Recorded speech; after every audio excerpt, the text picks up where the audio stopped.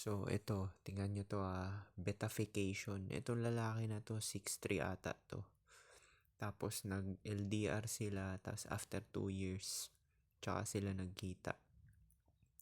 Tapos, ayan, yan yung lalaki. Tumira yan dun sa babae. Tapos, ayan, betafication yan.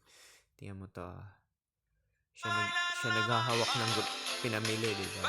Ibang tuwa dahil may pang Shanghai na naman sa isang buwan. Yun yung sinasabi natin na may betafication.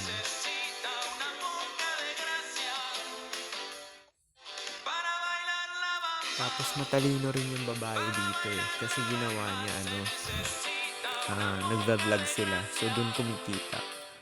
So ayan, dalawa na lang sila, kumikita sila ng pera.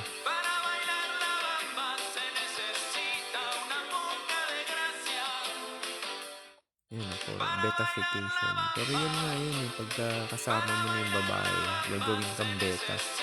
Kaya naintindihan ko na ginawa ng tatay ko na umaga, umuwi ng gabi, natutulog lang sa bahay, tapos nang bababae pa. Kasi pag hindi ka nang bababae, may kapangyarihan kasi yung babae yung gagawin ka niyang beta. Tapos wala ka na ganong options.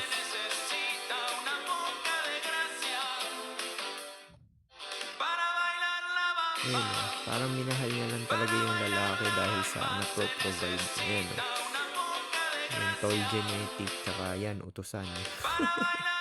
Silvidor, di ba? Sabihin pa ng mga ibang nagko-comment, dito to sinasabi ko. Ayan pruweba na yan. Ilang beses na yung mga clips na pinakita ko sa inyo. So paano, peace.